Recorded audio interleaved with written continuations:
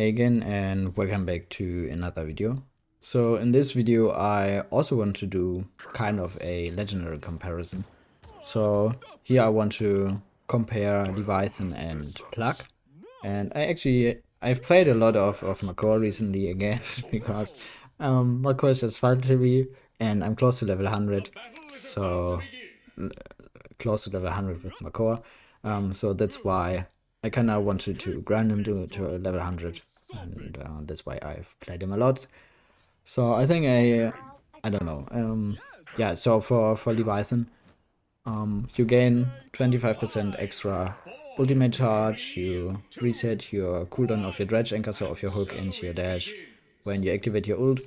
So yeah, that's about the legendary Leviathan, and I think I'm not sure, but I think if you're a really good Makoa, Leviathan maybe might be the better pick for you, just because you know how to use your hooks, you know how to get value out of your hooks without the extra damage given by Pluck, and you get oh yeah, and I forgot you get extra HP, so you get 500 extra HP, which is pretty good for a tank, especially for Makoa, because there isn't anymore a card where you can increase your base HP. There used to be a card, but they took it out of the game.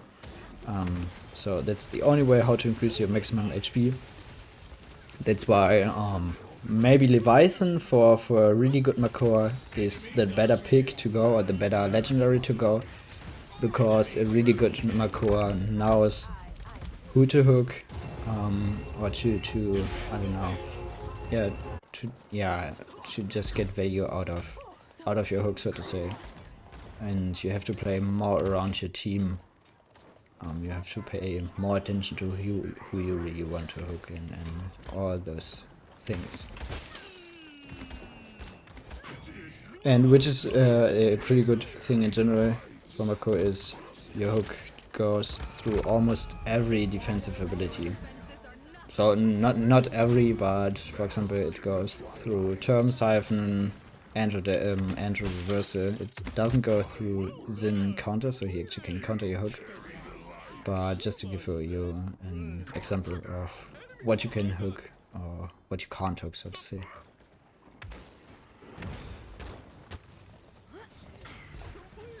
And I actually hate that combo. I hate playing against Tiago and Fury. It's just annoying. Oh no, I'm thinking. It's just annoying to play against, because it's so hard for you to actually get a kill, and I don't know, it's just annoying, just disgusting to play. I don't know why people play it in. I mean, you can't play it in rank currently because Yago isn't in rank, but I don't know why you would. I don't know. I just don't know why would you use something like that, because it's just annoying to play against, and I feel like casual should be about having fun and stuff like that.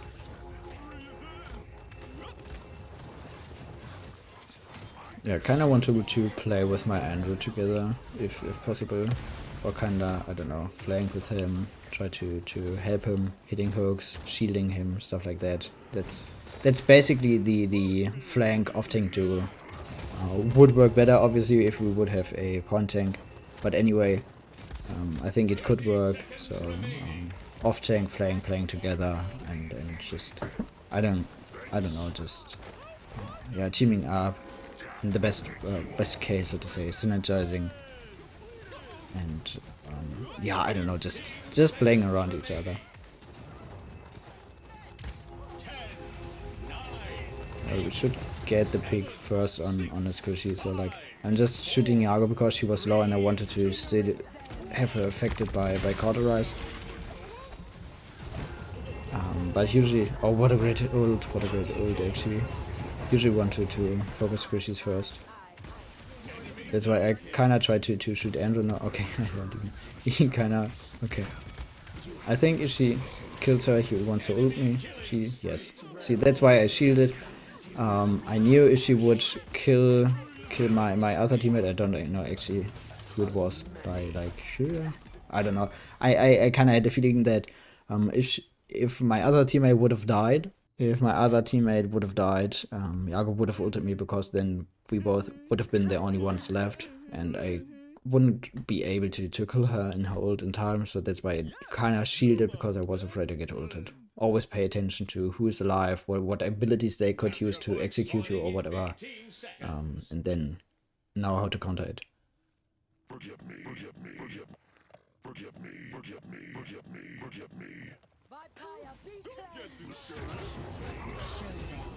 I'm not sure if he is... Okay. Glad we got the kill on him, because I wasn't sure if he had his ult up, and I don't have resilience, so it would have been an easy kill for him to me, on me, whatever.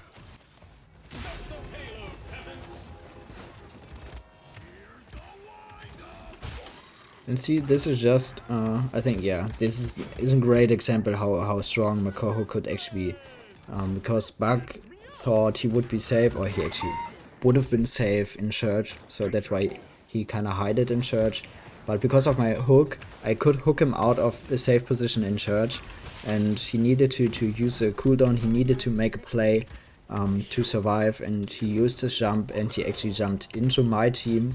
So I made him, or I forced him to jump into my team, and my team actually killed him. So that's why I think Leviathan, if you're good at knowing who to hook or when to hook or whatever, is just a better play, because you have or gain more advantages around your base kit than just your hook, so to say, given by Pluck. So that's why I think for a good Makoa, Leviathan is maybe the better pick. And here another thing, I know it's looking great to just immediately hook Bug when, or anyone who's stunned by a Fury Beam when they are stunned, so the second they are stunned. But if you hook them the second they are stunned, you interrupt the duration of the stun, so they are stunned for less, and then the time you gain to kill them, because they can't do anything, because they are stunned and they are hooked by you, and stunned by being hooked, so to say. You just decrease the time you have to kill them. So always wait until the stun of the beam is over, and then go for the hook, because then it's still an easy hook, because they are still on the same place, they're just not stunned anymore. But then you have the whole duration of the Fury Beam stun, so to say, and you also have the duration, or the time of your hook to kill them. Just those are just minor things to get better or improve your Makoa play, I guess. But those are, I don't know, those are just advices I want to give to just improve. So always try to wait out the whole stun duration, even by a Grumpy Bomb or whatever. Wait out the whole stun duration of the Grumpy Bomb, and then afterwards go for the hook, because then you have the whole duration of the stun and your hook, and don't decrease the duration of the stun. I don't know if you understood what I wanted to say with it, but yeah, I don't know. And here just go for Pip first, because Pip is more dangerous for us, for our team, because of his ult. That's just the only thing, because of his ult. His ult could change the whole team fight. That's why I wanted to focus on killing Pip first, and that's why I hooked Pip, because he was a bigger threat for our team, or would have been a bigger threat for our team. Completed. Yes.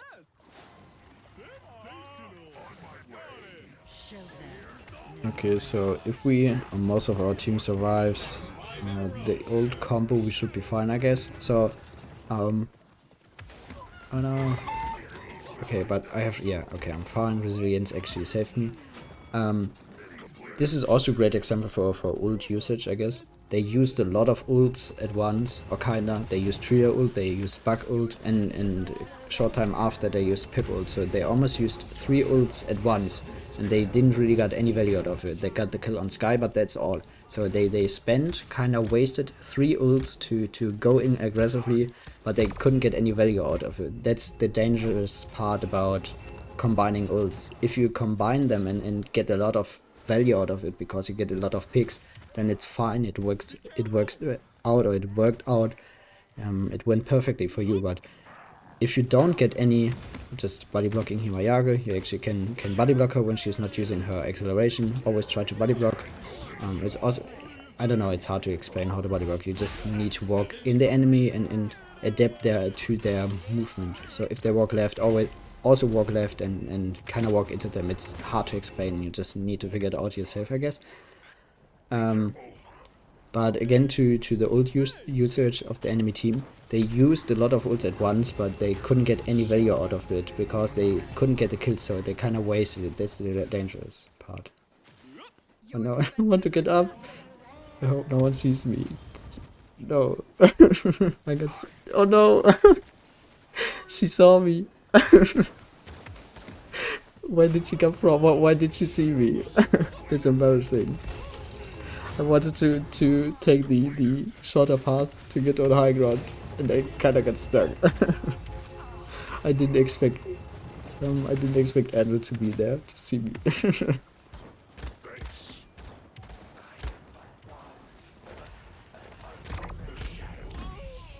So gonna get back slowly to the team. Kinda want to regroup. Oh no, I couldn't save her. I wanted to shield for her, but I was afraid I wasn't in range to shield her.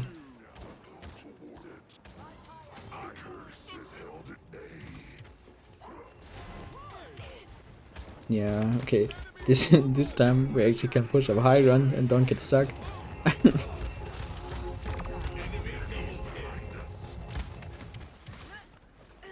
Oh no, we killed ourselves at the same time. I think that this only works because my shots are projectile shots. I think if you are both hit scan, then it doesn't work, because then the ones who get the first shot, so to say, or the last shot, gets the kill. But because my shot needs a little bit to travel because it's a projectile, we could kill us at the same time, so to say. No, kinda want to be back.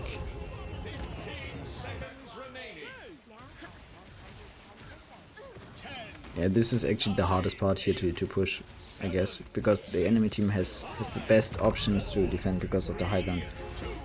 If we would have someone on right side on high ground, it would be easier for us, so to say, because then we have someone to push them on right side, so we would have a player for the pip and Andrew on right side, so they can't set up perfectly on high ground to defend, so to say. That's why you always want to try to get on high ground on this map. So my Andrew wants that I help her on right, so kind of want to play with her. Oh no, yeah, I think I just died to Yago. That's unfortunate. But this actually was close. She was really low as well. That's actually not looking too good. Maybe we can touch. I mean, I have my ult. If I get this money, I could ult, dash, so to say. Dash. Waiting a little bit, ulting and dash again. See, I think this is a good example how to make use of the cooldown reset of your ult. At least I got the cooldown zero, but yeah, I think it's not enough. Just get the reset, so dismounted, dash, reset your cooldown, dash again to make sure you can touch. This time it doesn't work out, and we also played against Yago Fury, so it's kind of hard to win point fights without the actual point tank, cause core isn't a real point tank. But still a good game for Leviathan to show how to get value out of your hooks and stuff like that. So let's see how Pluck works compared to Leviathan. Okay, welcome back. Now I want to play Pluck. So for Pluck, you just do extra damage to the target you hooked. I don't know, I think 3 seconds after. So that's all about the legendary. So you just are more independent of your team. You can just compare, you can just I can't talk. You can just confirm kills more easily on your own. You don't need your team to finish up the kills and stuff like that. So I think this works better in I don't know. Yeah, for players who want to get into Makoa to kind of learn him, because then you can more play on your own without getting help of your team. Because if you play Leviathan or even Half-Shell, you kind of need your team to finish up the kills of your hook, the hook targets or whatever. If you play Pluck, you can kill most players just on your own with hitting your hook, so to say. So that's why I think Pluck maybe works better if you're on your own, if you play alone or whatever. And see, just this is also a good example. Maybe pay attention to the cooldowns you have and your team have. That's why I kind of hooked. I mean, this was kind of lucky that there were the willow seedlings, but you actually can try to combine those things. So pay attention to your team, to your abilities, and maybe combine your hook with other abilities or whatever. You also could do some disgusting plays with BK combo, so BK stacks up his bombs on the ground and you just hook someone into the bombs and BK explodes the bombs the time you hook them in, so to say. I think this is just a little bit harder to make work, and therefore you need the BK to also pay attention. If Willow throws her seedlings on the ground and I hook someone into, then I'm more independent from Willow. I just can hook them into without needing Willow to actually activate her bombs like BK needs to do, if you understand what I mean. But if possible, pay attention to those abilities and maybe hook someone into those abilities. Also, you could hook someone into a firebomb, maybe a term who I don't know, who needs to another tank, it doesn't matter, just hook someone into a Tyra firebomb or stuff like that to I don't know, just make usage out of your hook, get value out of your hook, even without getting the killing blow. Just hook someone into and get value out of other abilities. Make your team abilities work for you as well, so to say. I think those are just some high level Makoa advices, but I think it's not bad to hear those advices, to just pay attention and make your team abilities work for you or whatever.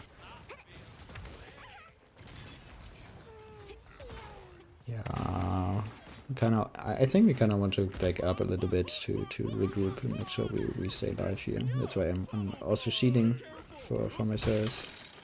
And see, I think you could see it both ways. So either Drogus is a good counter into Makoa, because Drogus can just ult Makoa in his ult, even though his ult isn't that good anymore. I mean, it's still HP reset and stuff like that, but it doesn't feel that good anymore. Before before Makoa was nerfed and he was way better, then Drogus was a really good pick, so the ult was a really good pick in the Makoa ult. But I still think Makoa is also a good pick into Drogus because of the hook. Because if Drogus is not playing Wormjets, then it's hard for him to be in the air and be out of your hook range. So you can just hook him out of the air, make it easier for you obviously to hit shots. Because if he's in the air, it's just harder for you to hit shots and for your team. And just get him close to you, make it easier to hit your shots, so to say. I don't know if we really want to stay on the point, because we kind of, yeah, I mean, Willow used her ult, but we kind of have enough ults, I guess, for the next point fight. I'm not sure. Depends how it works out, how we can push past the choke here. If I feel like it's too rough, or I don't know, we just would feed or whatever, I just would get back, because then it's just not worth it to stay on the point longer. But for now, it's not looking too bad. We actually could try to push it in. Oh no.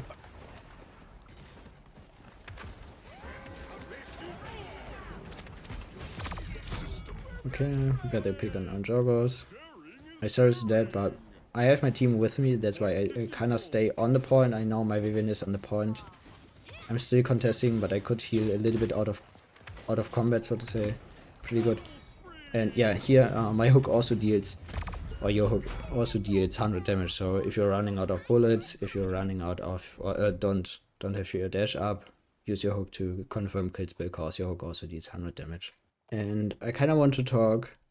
Okay, I think I will first talk about the items, and then I talk a little bit more about Makoa in general. My items on Makoa are always Cord as the first item, just because you always want to have Cauterize to confirm kills, make sure that the enemy team don't receive as much shields. That's why I just think Cauterize is the first pick item on Makoa, or always my first pick item on Makoa. and then the order depends on what I feel like I need more, but the items itself are always the same. Always get Nimble, Resilience, and Rejuvenate. And let me explain why I picked those items. I picked Nimble because it just feels better for Makoa to be a little bit faster here. A little bit of advice: cancel your ult. If no one is in your range, then cancel your ult and make sure you get the range of your weapon, so to say, back, because then you can shoot again.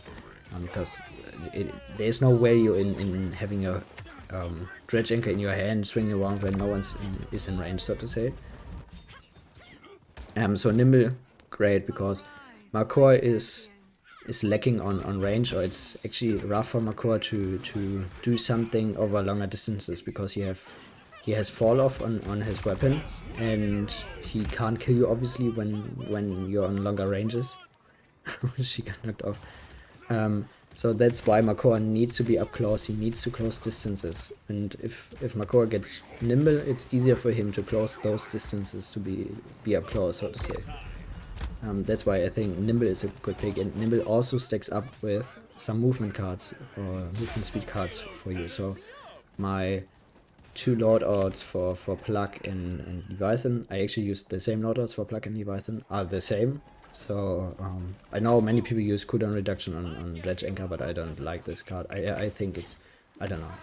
I think you also can get a lot of value out of your hook with the normal cooldown you have in your base kit. I don't know, I just don't decrease it. I just prefer other cards to use. So I use the card to increase my healing when being low. So this is important for Rejuvenate.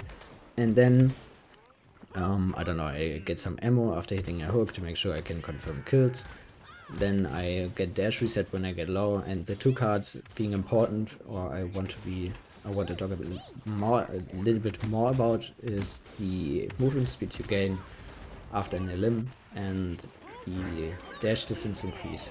So currently I use dash distance 4 and I use movement speed 2, but the other loadout I use is dash distance 2 and movement speed 4. So I mean, Jaggerfoots is also a map where the extra movement speed could work better, but I just like to have longer distance, longer range on my dash. That's just the loadout I've enjoyed more lately, but the other loadout is also fine, so more movement speed after getting a limit is also fine. But just because of the movement speed card, I feel like Nimble is even a better pick, because those cards stack up. And now to the other card I use on level 5, so the increased healing on being below 50% of your maximum HP is good for Rejuvenate, because those cards also stack up. So the extra 25% increased heal you receive when you're low, and Rejuvenate stacks up.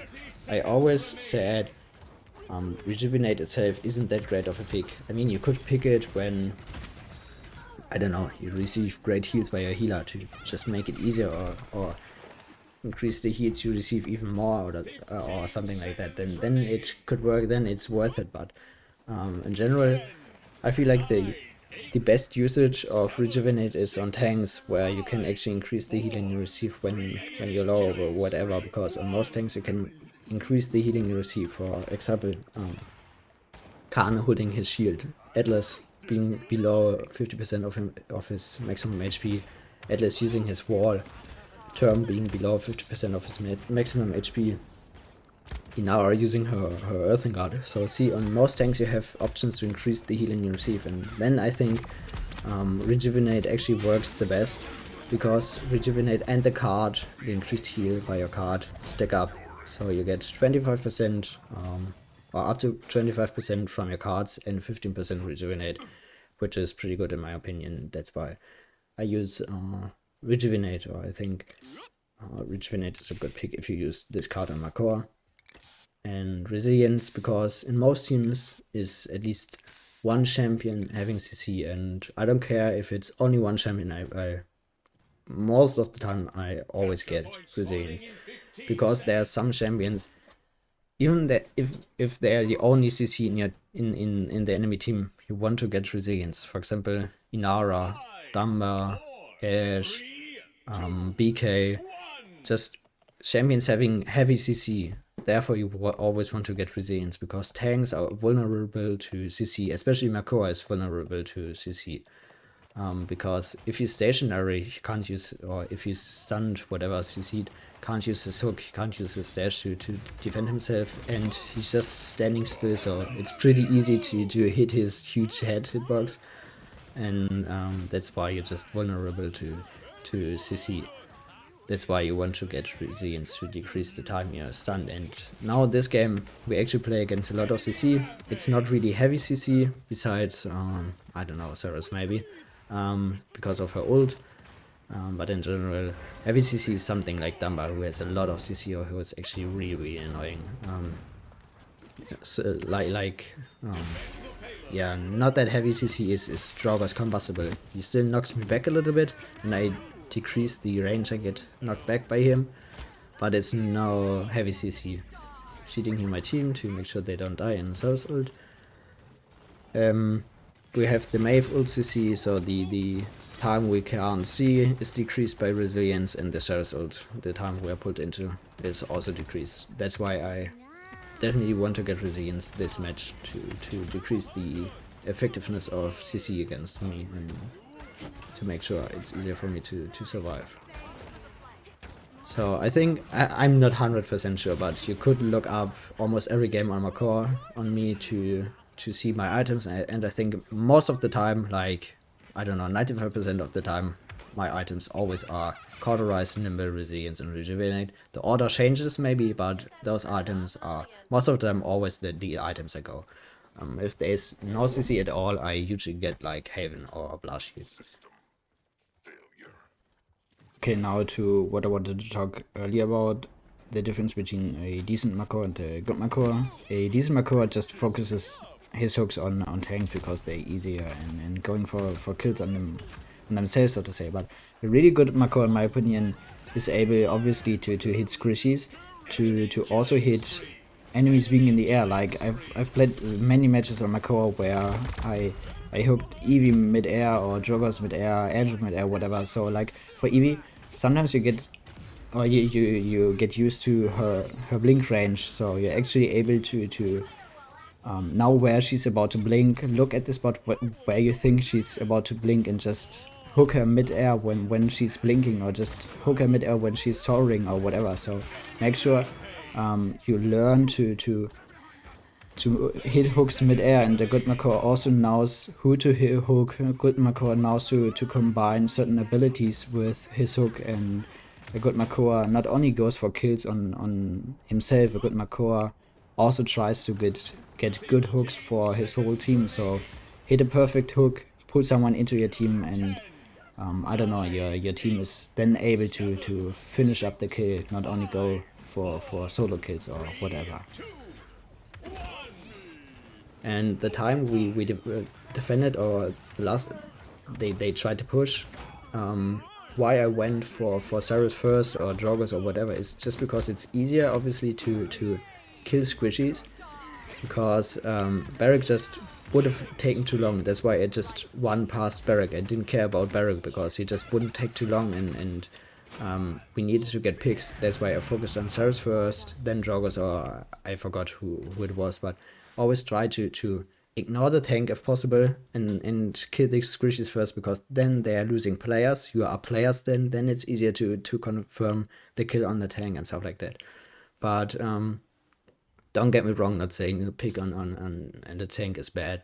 If you get of the tank is the first one to die, then it's the best what also could happen for your team, because if the enemy team doesn't have the tank up, then yeah, they need to back up, they need to retreat, then that's the best what could happen for you. But just saying, if you defend or whatever, it's the hardest to kill the tank. That's why you always want to try to go for squishies first, even though it's harder to hit them or whatever, because they have smaller hitboxes, they are more mobile and stuff like that. But always try to go for squishies first, because then you get a lot of value out for your team, because then you are players and stuff like that. Yeah. I don't know if you understood what I mean, but yeah, that's why you kinda, I mean, you can't say that's how you want to do it, and this is always how you want to do it, or this is always the way how it works. But That's just in theory the way you want to do it or want to try to do it. So yeah, it's hard to just say this is the way it works and the way always works. But I don't know, it's just hard to give a certain rule and say it always works. Yeah, here, I don't know. I kind of want to push up more, but just because of the last pushes or the last times we were on point, I'm just afraid my team doesn't stay on point if I push up. Because I tried to push up before and my team run off the point when I run off the point, so that's why I'm afraid I can't really zone. It's not to blame my team, it's just how I don't know, what I've seen during the match, so I just feel like my team maybe is too scared to stay long on point or whatever. That's why I'm afraid I need to stay on point. I couldn't zone up because I just was afraid that my team doesn't stay on point if I run up to zone, and I think if I would have actually went up to zone, so now we all died because we couldn't zone them, they were able to touch, they probably win the point fight. Just saying just saying this is why you want your tank to get off point and want your healer to stay on the point, because your tank is a bigger threat to the enemy team. It's harder for them to actually get on a point or whatever if the tank is pushing up and zoning and dismounting. I think this is a great example of why you want your tank to get off point, because now I stayed on the point, we couldn't dismount, they could touch, they got the point, and now they're actually able to push it in, just because we couldn't dismount them and we couldn't zone up. And again, not to blame my team, I just felt like they would be afraid if I would run off the point. That's just, I don't know, not really a mistake, but in my opinion, mistake most teams does or do, expecting the tank to always stay on the point. That's not the right play in my opinion.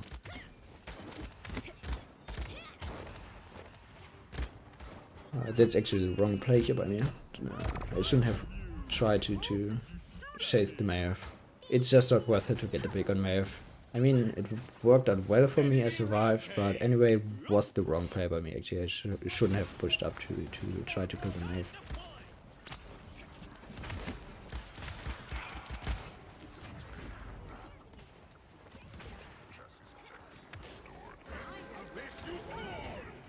Okay, they're using Angel, Source ult.